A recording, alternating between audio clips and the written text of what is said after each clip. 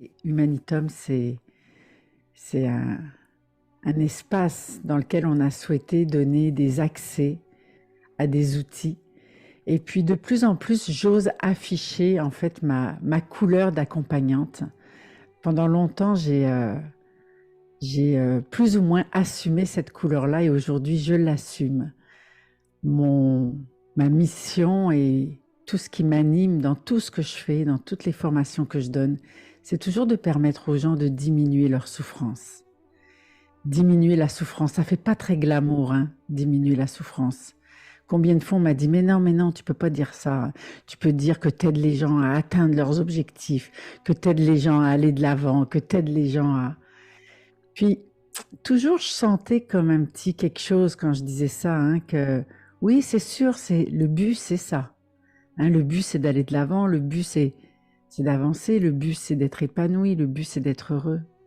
Mais je rencontre tellement de gens qui encore vivent une souffrance. Alors, de plus en plus, j'assume ça. Je suis là aussi pour accueillir ça, cette souffrance. Puis pour l'adresser, hein, pour la regarder, pour la prendre dans nos mains, pour la consoler. Alors, toutes les activités qu'on offre, ben, ça permet ça aussi. Hein. Ça permet de transcender, en fait, ce qu'on a vécu.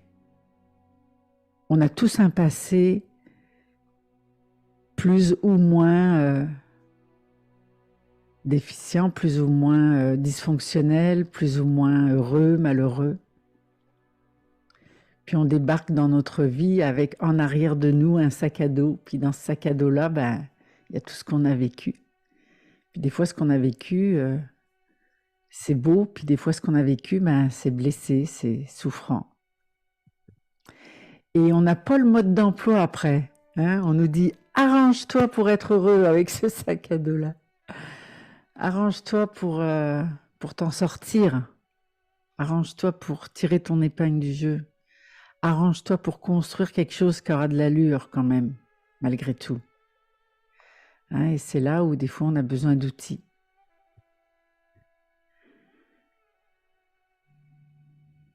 Puis il n'y a pas de honte hein, à aller chercher des outils, à aller chercher de l'aide. Moi-même, encore aujourd'hui, je vais chercher de l'aide. Parce que la vie, c'est comme ça. Quand on règle quelque chose, quand on a fini un plat, elle nous sert un autre plat. Alors c'est vrai, hein, le cheminement, c'est toute une vie. C'est sûr qu'on peut arriver à un moment donné à un stade où c'est plus facile quand même de changer. On commence à comprendre un peu plus comment ça fonctionne et puis on est de moins en moins blessé. Alors c'est de plus en plus facile de lâcher prise, de plus en plus facile de pardonner, de plus en plus facile de tourner la page. Plus on le fait, finalement, plus ça devient facile. Mais ça ne veut pas dire que ça s'arrête. C'est continu. Je ne sais même pas si ça s'arrête quand notre vie s'arrête. Je pense que ça continue encore après. Donc on est mieux de le savoir. Hein. Des fois, les gens ils disent « Ah, voyons, c'est jamais fini. Quand est-ce que je vais être complètement heureux ?» Alors on peut décider de faire comme Jean d'Ormesson il faisait. Jean d'Ormesson il disait « J'ai décidé d'être heureux malgré tout le reste. » Moi, depuis que je l'ai entendu dire ça, c'est devenu ma philosophie.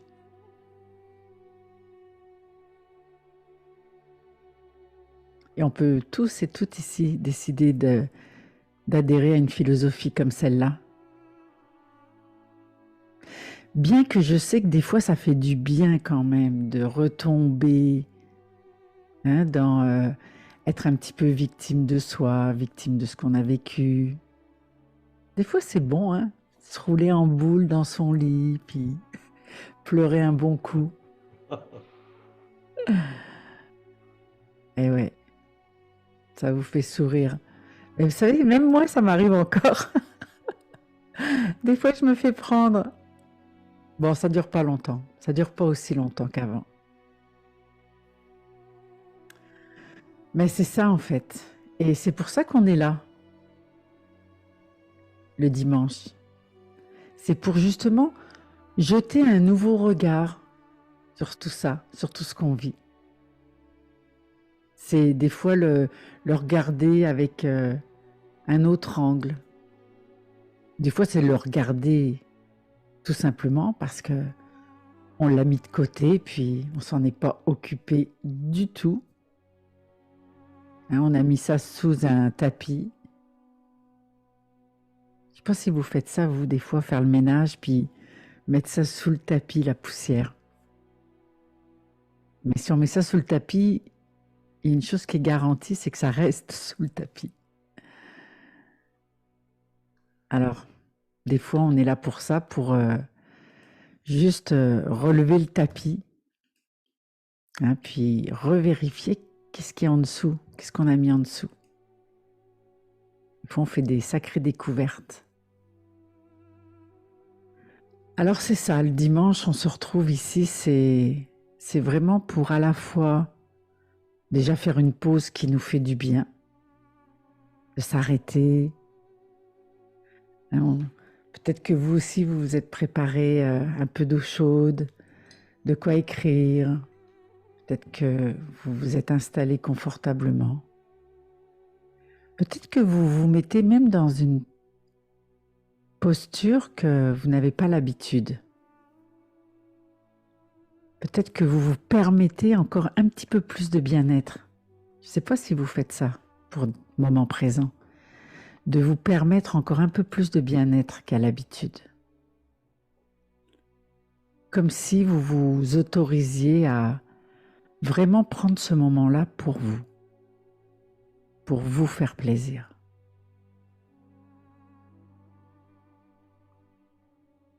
Puis, je ne sais pas vous, si vous êtes comme moi, pendant longtemps, je ne pouvais pas faire ça.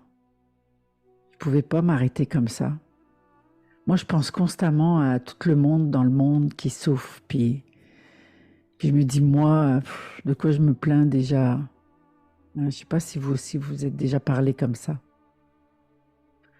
Mais en fait, non, on vit dans un contexte de vie, dans une époque où on est là à se permettre de s'arrêter, puis de prendre soin de soi. Et vous savez pourquoi c'est important ça? Quand vous vous arrêtez comme ça, pour prendre soin de vous, quand vous prenez la décision là, de fermer la porte, d'être tranquille, de vous connecter avec nous, quand vous faites ça, c'est sûr vous le faites pour vous, mais vous ne le faites pas que pour vous. Parce que quand vous faites ça, le bien que vous vous faites, nécessairement, ça va retomber sur l'humanité. Et c'est pour ça aussi que c'est important de le faire. Parce que plus vous allez bien, et plus vous allez avoir envie de faire du bien, plus vous allez avoir envie de manifester ça. Et moi, j'y crois à cette contamination-là. Hein, on l'a vu comment un virus, ça peut, en très très peu de temps, se répandre sur la planète. Ben, nous aussi, on l'a, notre virus à répandre sur la planète. Puis c'est le virus de l'humanité, c'est le virus de prendre soin, de take care, c'est le virus d'aimer. Mais pour pouvoir vraiment aimer, on a besoin de s'aimer soi-même. Alors c'est pas de l'égoïsme, c'est de l'altruisme de s'aimer soi-même. On a besoin d'être de plus en plus nombreux. Moi, j'y crois qu'on peut renverser la vapeur. Puis je crois même qu'en ce moment, on est aidé par des forces bien plus grandes que les nôtres. Alors ces forces-là, elles nous aident, puis elles attendent de nous que nous aussi on s'aide. Alors notre job d'humain à l'heure actuelle, c'est de tout faire pour qu'il y ait de plus en plus d'amour. C'est de tout faire pour revenir à ce qu'on a été. Hein, on est à l'origine des êtres d'amour. qui vivons des expériences des fois souffrantes d'humains. Et on est tous là, je suis certaine que si on interrogeait chacun et chacune d'entre vous, on en a tous vécu. Il n'y a pas quelqu'un ici qui dit « moi, ça a été tout blanc et tout rose depuis ma naissance ».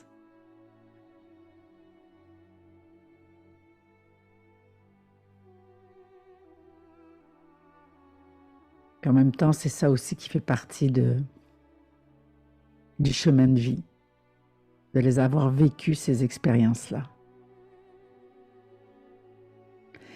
Et si vous les avez dépassées, ben, ça démontre que vous avez la force, que vous avez le courage, que vous avez des ressources. Puis peut-être que vous ne les aviez pas au début, mais à force de vivre des situations, ben, vous les avez développées. Vous vous êtes dépassé. Donc vous avez déjà fait ça. D'ailleurs, quand vous étiez bébé, il y a plein de choses que vous avez appris. Hein, vous avez appris à marcher, vous avez appris à écrire, vous avez appris à parler, vous avez appris à organiser votre pensée, vous avez appris tellement de choses déjà. Peut-être il y a des choses que vous n'avez pas appris. Je ne sais pas si vous avez appris à vous aimer, par exemple. Si vous avez appris à prendre soin de vous. Si vous avez appris à vous écouter. C'est tout ça, en fait. Hein. C'est que ça. C'est qu'est-ce qui me manque, puis qu'est-ce que j'ai besoin d'apprendre encore aujourd'hui. Alors, c'est ça qu'on fait le dimanche. Chaque dimanche, on se retrouve et on prend soin de ça. On prend soin de ce qui nous a manqué, on prend soin de ce qu'on a besoin d'apprendre. On fait un pas, tout le monde, hein, vous faites un pas, je fais un pas moi aussi. On fait un pas dans notre existence. Des fois, c'est un petit pas, puis des fois, c'est un grand pas.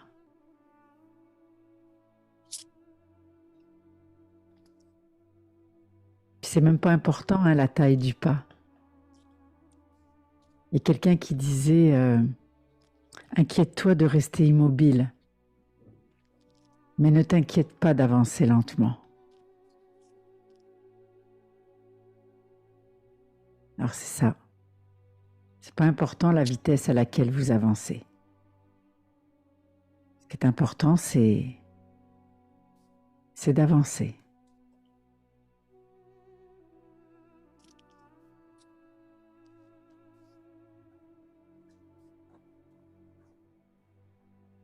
C'est ça.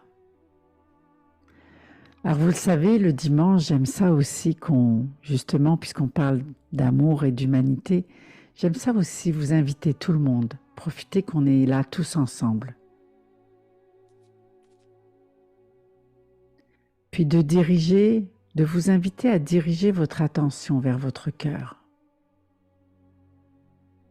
Vous pouvez faire ça tout simplement avec votre pensée, avec votre respiration. D'aller vers votre cœur. Et à partir du cœur, de tout simplement prendre l'amour qu'il y a dans votre cœur, d'avoir des pensées altruistes, et puis de les rediriger vers quelqu'un. Vers qui est-ce que vous aimeriez rediriger ces pensées-là aujourd'hui? Qui dans votre entourage aurait besoin de cette attention-là?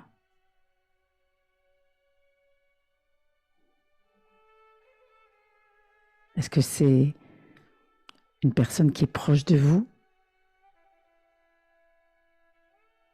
Est-ce que c'est un être qui vous a quitté, qui a quitté ce monde?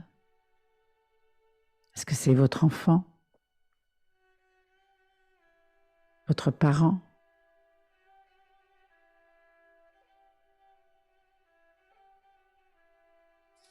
Est-ce que c'est un inconnu?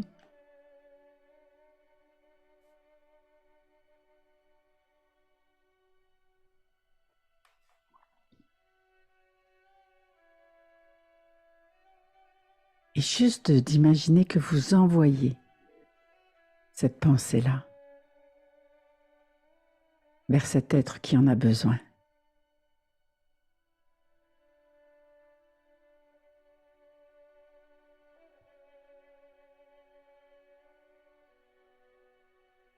C'est ça.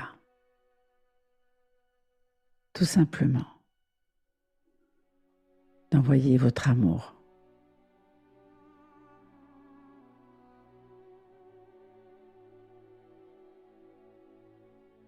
C'est ça. Très très bien.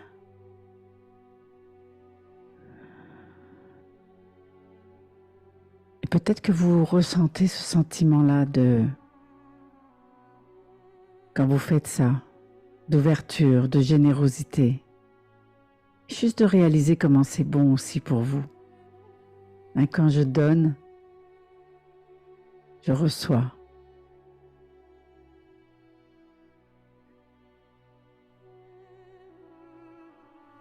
C'est ça.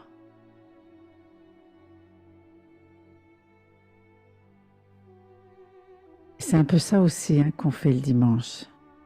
Donner, recevoir.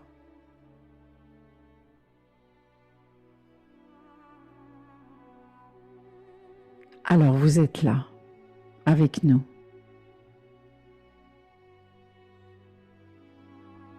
Et je veux juste m'assurer que vous êtes installé confortablement, votre posture. Juste de vous assurer que votre respiration a permis à toutes les petites tensions de se détendre. C'est ça, c'est bien. Vous avez trouvé comment être bien. Ouais. Et puis, il s'agit d'allonger la respiration maintenant, comme si vous pouviez faire des plus longues inspirations.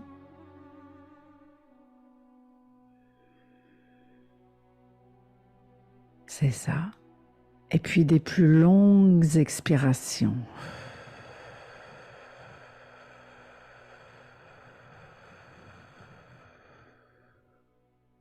C'est ça.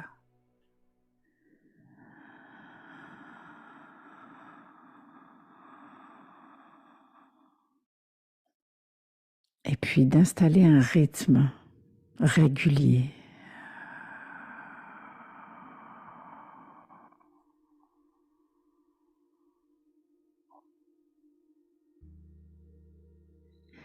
De laisser comme ça le flot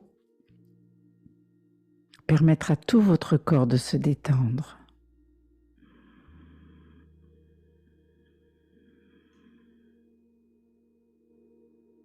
C'est ça.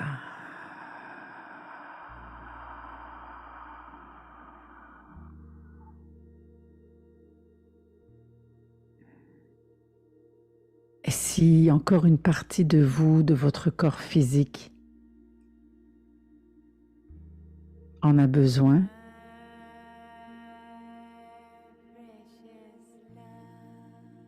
juste d'amener votre respiration dans l'endroit qui en a besoin.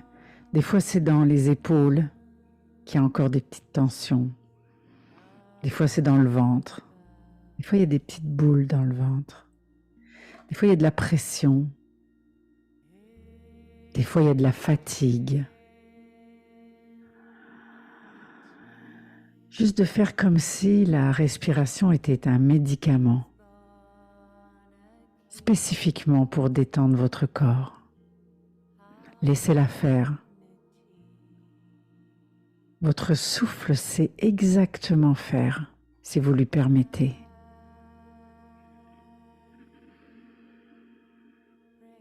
C'est ça. Laissez votre souffle détendre votre corps. Laissez votre souffle faire du bien à votre corps.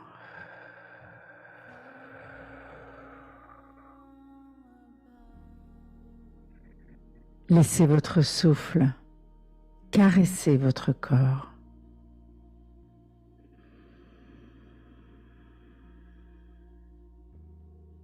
C'est ça. Laissez votre souffle aimer votre corps. C'est ça.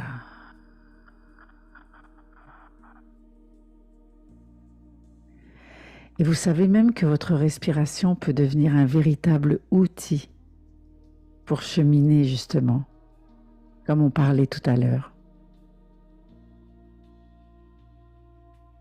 Lorsqu'on pratique la pleine conscience, on apprend ça, on apprend à utiliser chaque inspiration et chaque expiration pour cheminer. Je peux laisser entrer en moi tout ce dont j'ai besoin. Juste avec mon inspiration, je laisse entrer la lumière. J'inspire, je laisse entrer la lumière.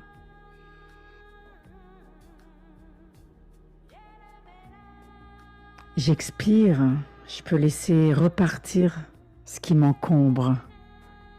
J'expire, je laisse aller les peurs, par exemple.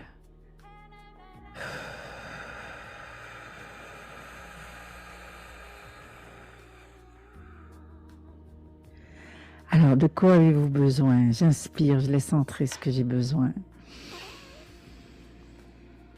J'inspire, je laisse entrer. Et j'expire, je laisse aller ce qui m'encombre.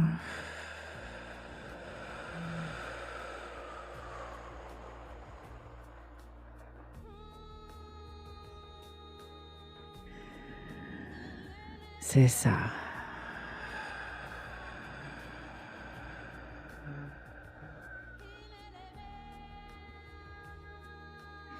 Et simplement avec le souffle, je peux comme ça aller et venir, laisser entrer et faire partir. Et avec chaque inspiration, je peux me connecter. Je peux me connecter à l'espace autour de moi. J'inspire, je me connecte à l'espace autour de moi. Et quand j'expire, je me connecte à la terre.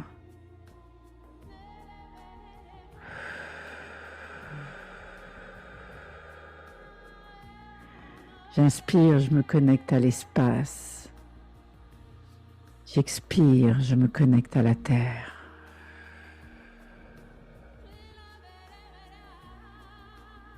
Tout simplement. Est-ce que vous remarquez comme c'est simple?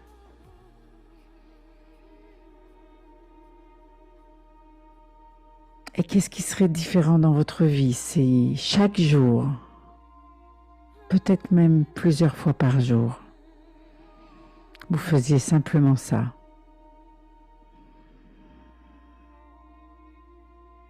De vous connecter à votre respiration et de la laisser vous faire du bien.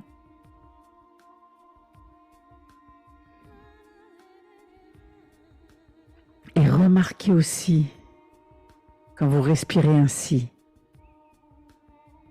est-ce que vous ressentez davantage la vie qui est en vous? Parce que votre souffle témoigne de cette vie qui est en vous. Et peut-être que ça vient alimenter votre désir de vie. Des fois, on a le désir de vivre, des fois, on a le désir de changer de vie. Des fois, on a le désir d'augmenter sa qualité de vie.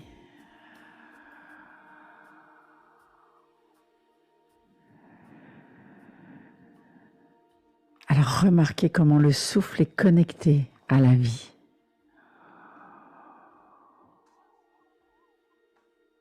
Et c'est normal parce que c'est comme ça que vous êtes venu dans la vie, avec votre premier souffle.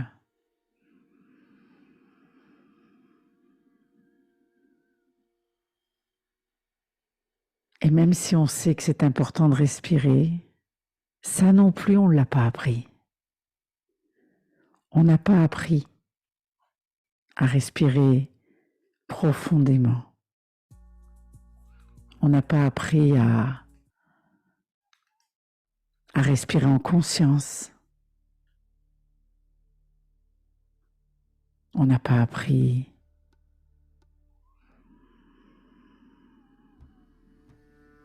à respirer régulièrement. On n'a pas appris à respirer profondément. Alors j'aime ça vous rappeler l'importance.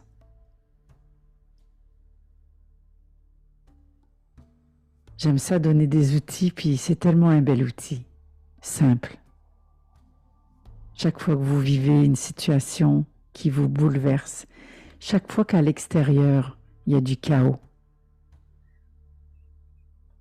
chaque fois que vous vous retrouvez confus, perdu, déçu, frustré, fâché, tout ça quoi, tout ce qui nous arrive des fois, de revenir dans votre respiration. Des fois, il y a des gens qui me disent c'est bien trop simple. C'est vrai. Si on l'avait appris enfant, on n'aurait pas dit ça. L'enfant, il le croit, lui. D'ailleurs, l'enfant, il croit tout. Il croit tout ce qu'on lui dit. C'est peut-être aussi ça le problème. D'avoir cru tout ce qu'on vous a dit.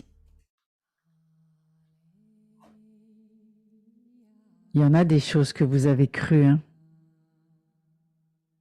Après ça, toute une enfance pour croire des milliers de choses, puis toute une vie après pour défaire toutes ces croyances-là. Bon, heureusement, ça va un petit peu plus vite quand on sait comment faire.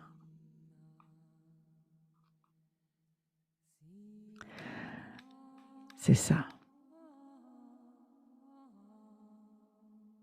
Mais c'est sûr que tout ce qui s'est passé dans l'enfance, ça a son importance. On est marqué. On est tous marqués par ce qui s'est passé dans notre enfance.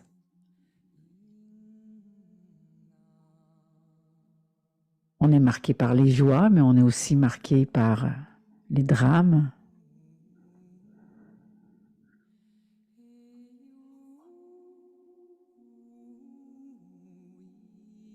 Ça laisse des traces, tout ce qui s'est passé du moment qu'il y a eu un peu d'intensité émotionnelle. Ben, pouf, ça fait un ancrage. Ça marque. Ça marque notre esprit, puis ça marque notre corps aussi. Vous savez, votre corps aussi, il porte votre histoire.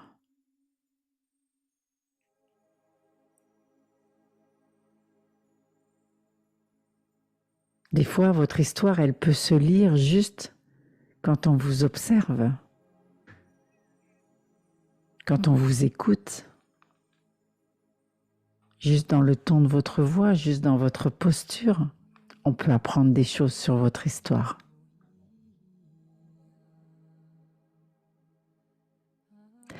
Puis dans nos comportements aussi. Est-ce que ça vous est déjà arrivé de vous retrouver dans des situations où vous réagissiez différemment de ce que vous avez l'habitude?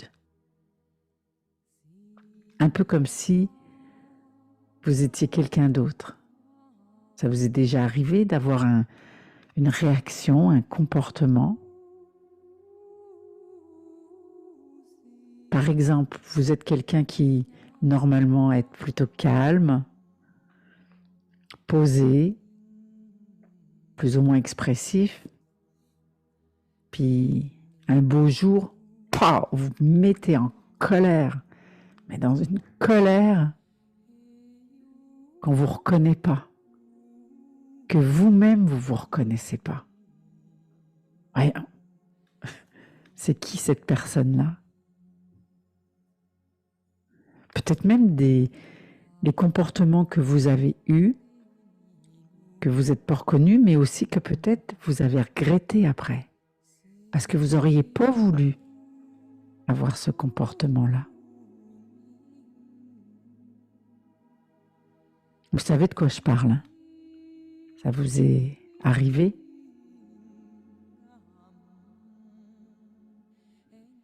Puis des fois, la personne a dit, j'ai réagi, mais c'était comme pas moi, j'étais hors de moi. Mais si c'était pas moi, c'était qui? Puis là, je parle de la colère, mais ça peut être aussi... Tiens, je ne sais pas si vous avez fait ça déjà, vous. Moi, j'ai fait ça longtemps.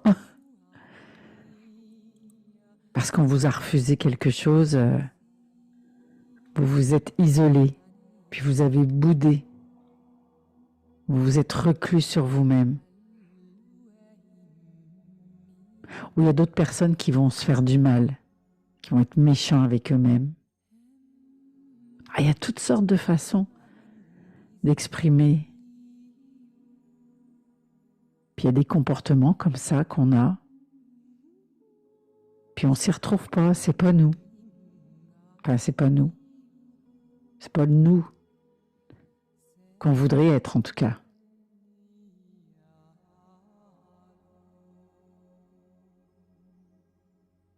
Donc des fois dans des situations, on se reconnaît pas.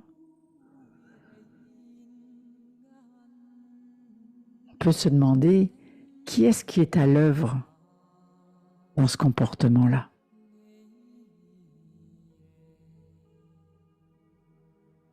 Peut-être une réponse, il y a ces mots qu'une dame, Janine Boissard, disait. Elle disait « Moi, je crois qu'on garde toute sa vie en soi l'enfant qu'on a été.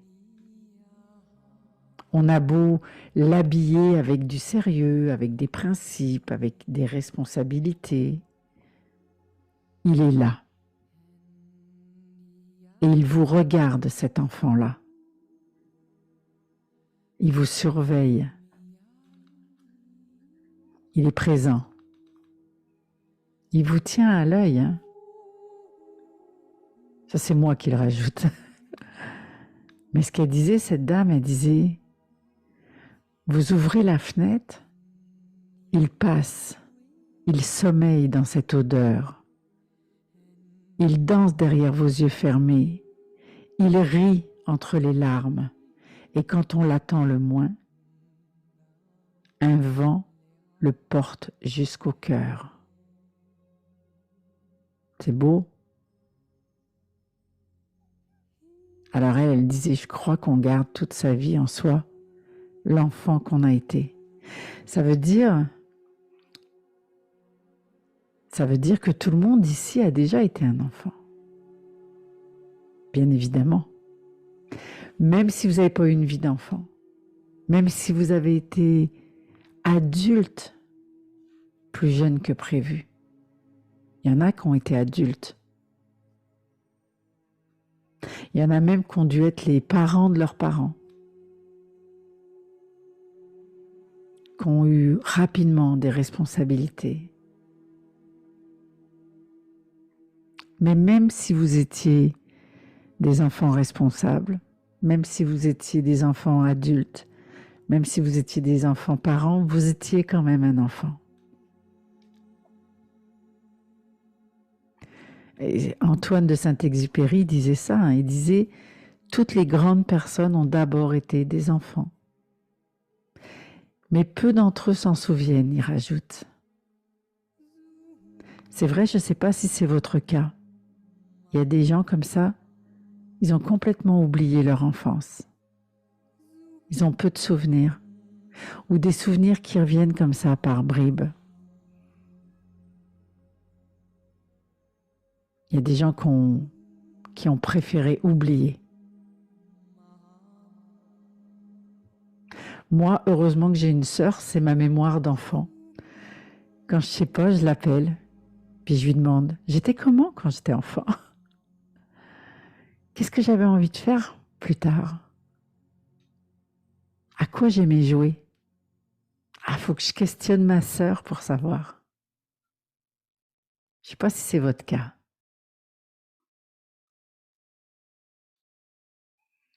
Donc, on s'entend là-dessus que tout le monde a d'abord été un enfant et que on achète l'hypothèse que cet enfant-là, il vit encore à l'intérieur de vous. Il est là. La petite fille, le petit garçon est là. C'est un petit peu étrange de se dire qu'il y a une autre personne que nous à l'intérieur de nous. C'est vrai. Mais c'est quand même nous. C'est juste un nous d'une autre époque. D'ailleurs, il n'y a pas juste un enfant à l'intérieur de nous. Je ne sais pas si vous vous êtes intéressé à des approches comme l'analyse transactionnelle, par exemple. Ça nous dit que à l'intérieur de nous, il y a plusieurs autres nous. Ils appellent ça les états du moi. Donc à l'intérieur de nous, il y a un adulte, il y a un parent, il y a un enfant. Puis, c'est tous ces nous-là à l'intérieur de nous, puis il y en a d'autres, c'est un petit peu comme si de temps en temps, ils émergent dans notre vie. Ils se manifestent en fait.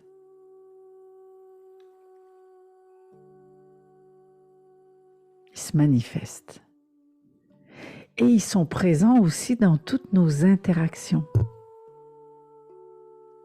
Ils sont présents dans nos relations, dans toutes nos transactions, analyse transactionnelle. C'est vraiment intéressant cette approche. De réaliser quand moi je suis en interaction avec quelqu'un, tout ce qui se passe au cœur de notre interaction. Vraiment intéressant. Parce que chaque nous à l'intérieur de nous n'a pas la même façon d'aborder la vie, de réagir. Chacun a ses propres façons, ses propres comportements. Alors ces nous-là, ils s'invitent. Ils s'invitent comme votre enfant intérieur.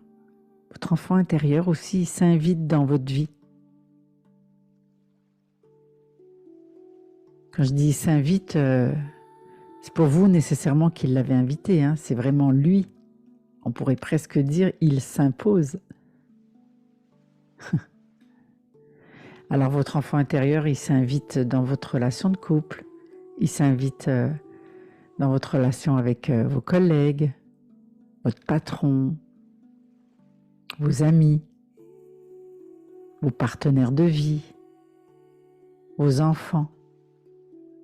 Et les enfants, ils sont forts aussi pour réveiller notre enfant intérieur.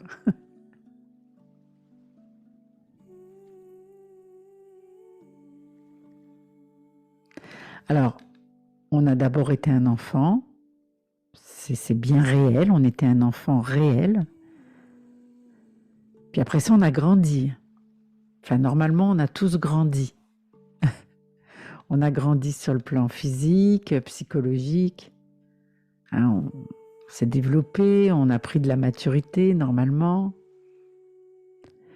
Puis sur certains plans, c'est comme si on n'avait pas grandi des fois. Sur le plan émotionnel, par exemple. Donc des fois, on est très adulte, tout va bien. Puis à un moment donné, il arrive une situation et pow, ça éclate.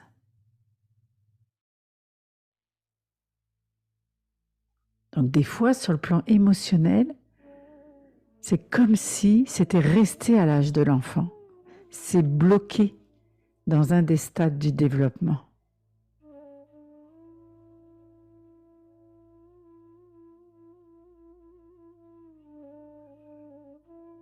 Donc l'enfant intérieur, c'est cette partie de nous qui vit à l'intérieur de nous, comme une part plus enfantine, qui sait exactement tout ce qu'on a vécu enfant.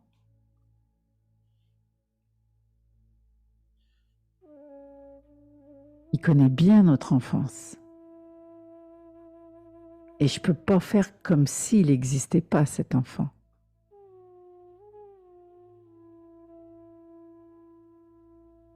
En réalité, si je fais comme s'il n'existait pas, il va se manifester. Je vais revenir tout à l'heure, comment il se manifeste.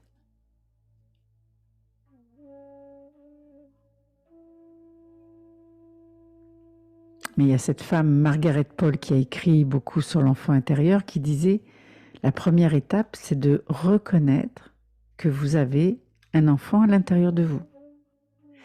Et que à travers vos expériences, à travers votre corps, il vous parle, cet enfant. » Elle disait, cette dame, « Soyez attentive et disponible comme si un enfant tire sur votre jupe ou votre jambe de pantalon. Sauf que ça se passe à l'intérieur de vous. » Donc des fois, et je ne sais pas si vous êtes attentif à ça, mais des fois, on a des signes à l'intérieur de nous que l'enfant intérieur, il a besoin de quelque chose. Un peu comme un petit enfant qui vient nous chercher, puis qui tire sur notre... qui prend notre main, puis qui tire sur notre main, puis qui veut absolument qu'on aille voir ce qu'il veut nous montrer. Donc une des premières choses, c'est de vérifier, vous, est-ce que vous êtes attentif à ce qui se passe à l'intérieur de vous?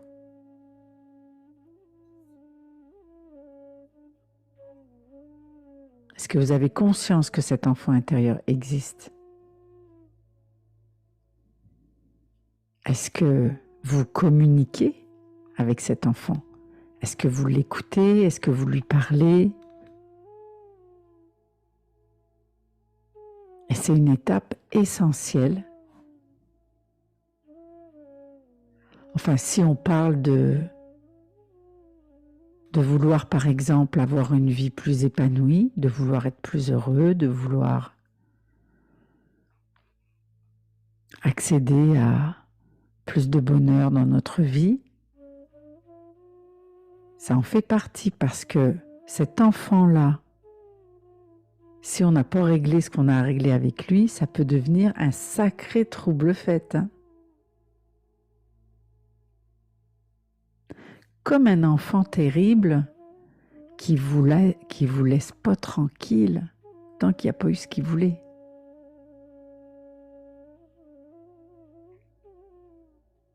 Alors, est-ce que vous avez pris l'habitude de lui donner un espace de parole, par exemple, de lui accorder de l'écoute, du temps, de l'attention? Vous savez que c'est de cette façon-là que les enfants reconnaissent leur propre valeur. C'est-à-dire que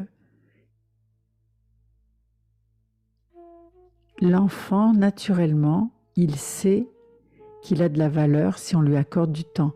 Donc c'est proportionnel au temps que vous accordez à un enfant qui sait la valeur qu'il a. Alors c'est la même chose pour votre enfant intérieur.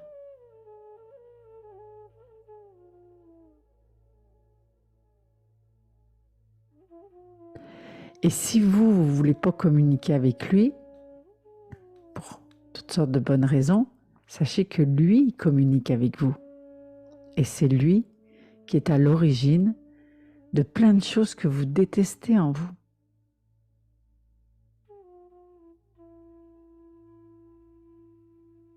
Donc il vous fait faire des choses que vous regrettez, il vous fait faire des choses dans lesquelles vous ne vous reconnaissez pas, il vous fait réagir, il vous empêche d'agir, il vous fait réagir.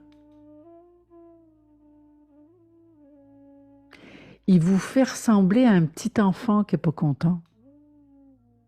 Puis quand on a un âge d'enfant, ça passe, mais quand on a un âge de grande personne, on a l'air fou un peu, hein, on a l'air folle un peu. Donc il nous fait ça.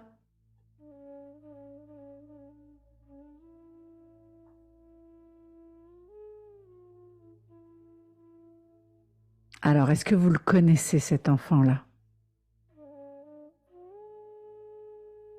Est-ce qu'il vous a déjà raconté ce qu'il vivait? Comment est-ce qu'il communique avec vous? Des fois, l'enfant intérieur, il communique avec une petite voix. Des fois, il communique avec des rêves. Il vient dans nos rêves. Des fois, c'est des ressentis. Vous savez, des fois, quand, par exemple, vous ressentez de la peur dans le ventre, des fois, c'est pas moi qui ai peur, c'est mon enfant. Il s'exprime comme ça. Il me fait ressentir ce qu'il ressent. Des fois, ça va se manifester, l'enfant intérieur, par des problèmes de santé.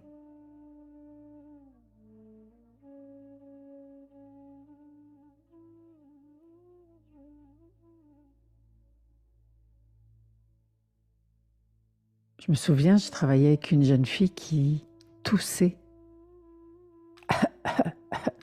constamment. Toutes les minutes, c'était 5-6 fois, elle toussait. Depuis des années. Elle n'avait pas de problème de santé comme tel. Je veux dire, les médecins ne pouvaient pas l'aider. Et c'était juste son petit enfant qui voulait attirer l'attention, qui avait tellement besoin d'attention.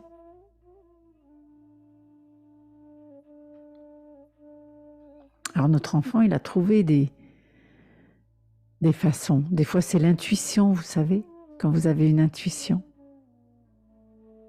Des fois, c'est votre enfant intérieur.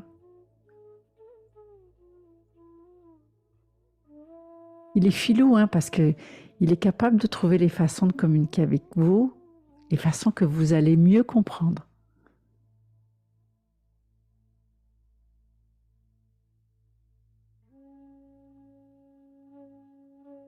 Alors, est-ce que vous l'écoutez? Est-ce que vous l'entendez?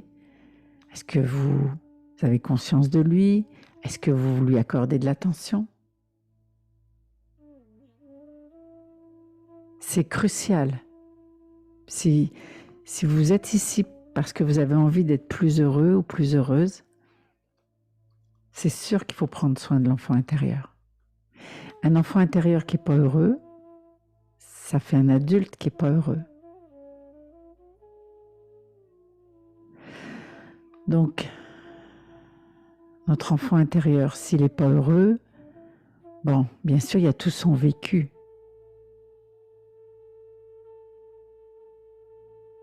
Donc, votre enfant intérieur, il a manqué peut-être de certaines choses, ou il a été blessé. Il y a les blessures de l'enfant intérieur. Vous en connaissez déjà des blessures de rejet, d'abandon. Vous connaissez les blessures de l'enfant.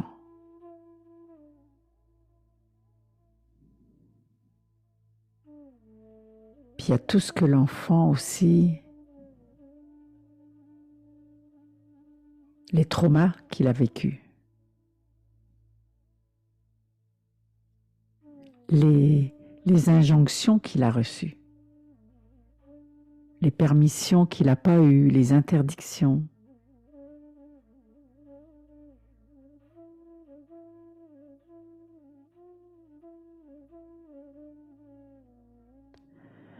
Puis tout ça, tout ce vécu-là,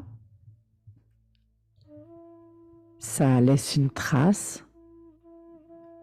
Puis des fois, c'est comme une charge émotionnelle. Puis cette charge-là, elle a besoin d'être adressée. Elle a besoin d'être dissoute, d'être transcendée, d'être guérie.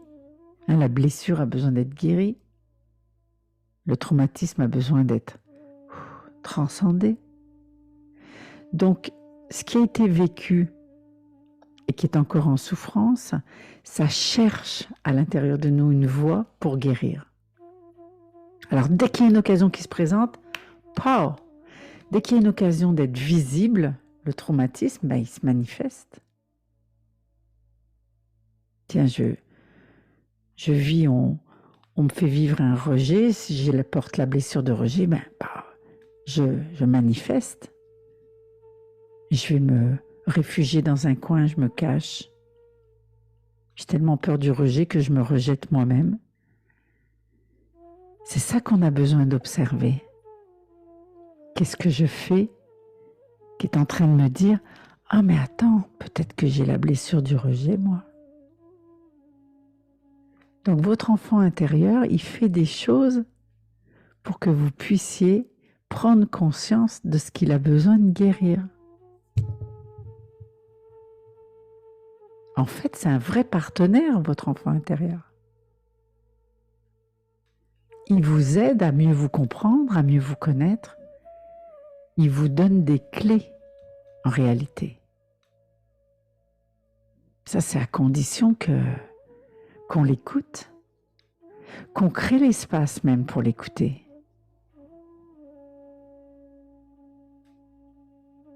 Qu'on crée l'espace pour entendre ses besoins. Qu'est-ce qu'il aurait eu besoin, cet enfant-là?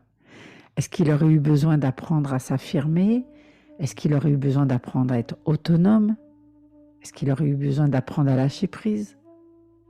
Est-ce qu'il aurait eu besoin d'apprendre à s'aimer? Est-ce qu'il aurait eu besoin d'apprendre à s'écouter, à se respecter? Apprendre, il aurait eu... qu'est-ce qu'il aurait eu besoin d'apprendre?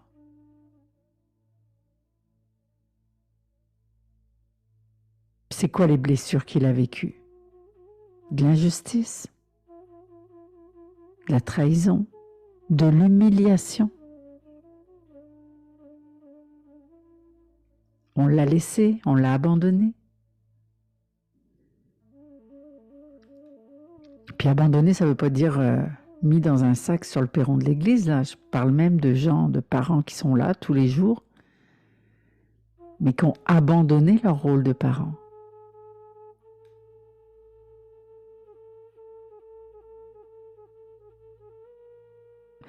Des fois, c'est toutes ces injonctions que l'enfant a reçues, qu'il a cru.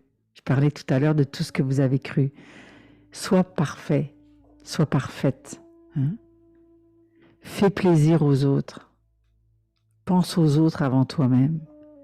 Sois fort, sois forte. Dépêche-toi, fais un effort. On vous en a fait des injonctions comme celle-là. Arrête de te plaindre, arrête de pleurer.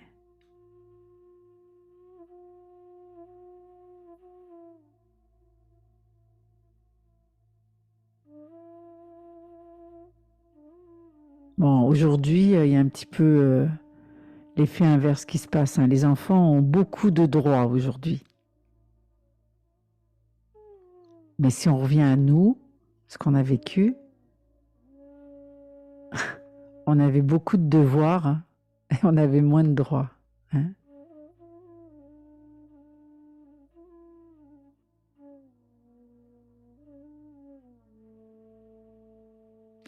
Alors,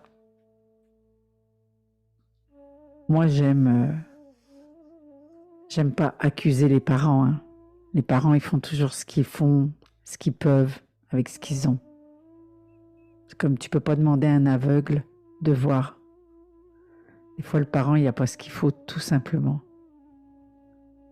Mais ce qui est triste, c'est que quand le parent, il a blessé l'enfant, quand le parent, il a blessé l'intégrité de l'enfant, l'enfant ne va jamais cesser d'aimer son parent, mais il va arrêter de s'aimer lui-même. Et c'est ça qu'on a besoin d'aller nourrir des fois. Cet enfant-là, il a comme besoin qu'on redevienne un parent pour lui. Il a besoin d'être aimé. Pas parce qu'on ne l'a pas aimé, parce que lui-même a arrêté de s'aimer.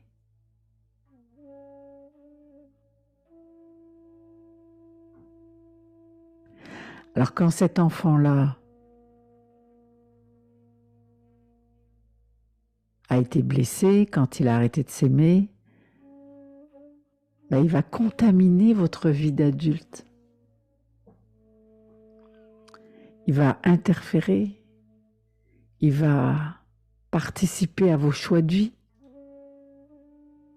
Des fois, vous croyez que c'est vous qui prenez des décisions, en réalité c'est lui.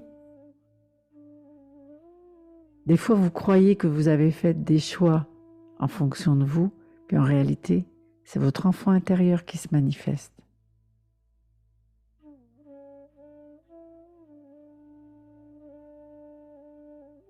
Vos choix de métier, vos choix de partenaire de vie, vos choix de là où vous habitez. Il y a plein de décisions que vous avez prises en lien avec lui.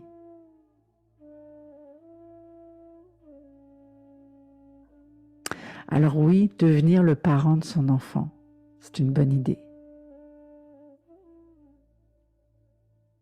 Ça veut dire être capable de l'écouter, de l'entendre, de l'accueillir, de le reconnaître, de l'aimer, de le prendre par la main, puis de l'amener faire de la balançoire, l'amener jouer dans l'eau.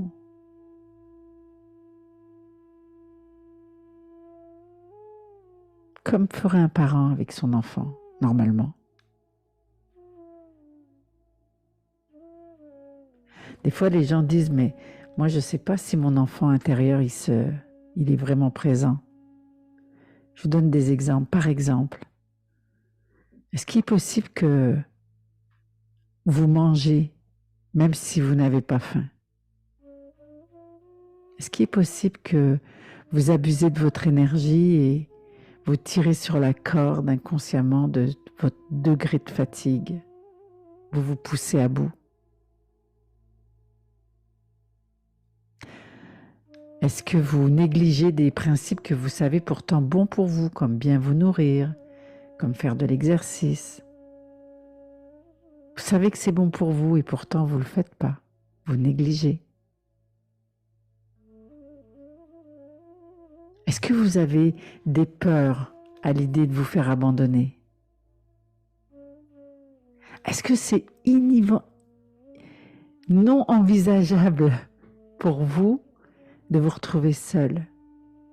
Est-ce que vous préférez être dans une relation pas bonne pour vous plutôt que d'être seul? Est-ce que vous vous retrouvez dans une peine d'amour ou dans un deuil impossible à faire qui dure depuis tellement longtemps?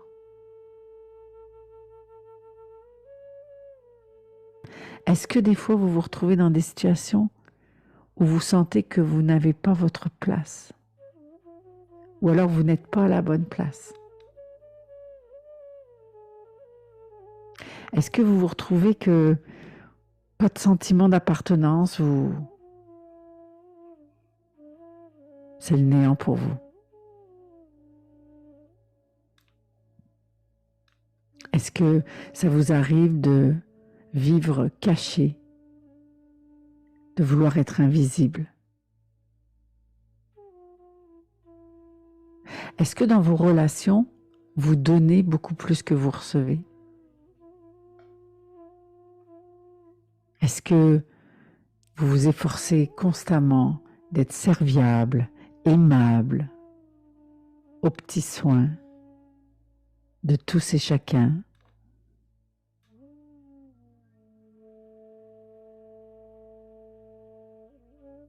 Est-ce que vous attendez constamment des autres qu'on vous aime, qu'on vous félicite, qu'on valorise votre travail? Est-ce que vous avez besoin constamment qu'on vous reconnaisse? Est-ce que vous avez tendance à vous replier sur vous-même quand on vous a refusé quelque chose? Est-ce que vous adhérez à toutes les opinions de tout le monde juste par peur qu'on vous mette de côté? Il y a tellement de façons.